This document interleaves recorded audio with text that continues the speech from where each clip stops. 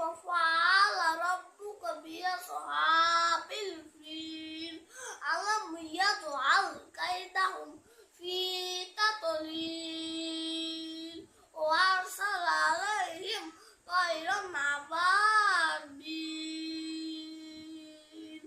ترميهم بحجارة من سجيل فجعلهم كعصف مأكول।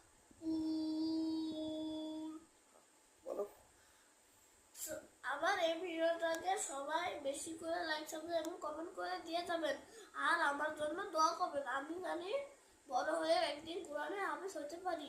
আসসালামু আলাইকুম।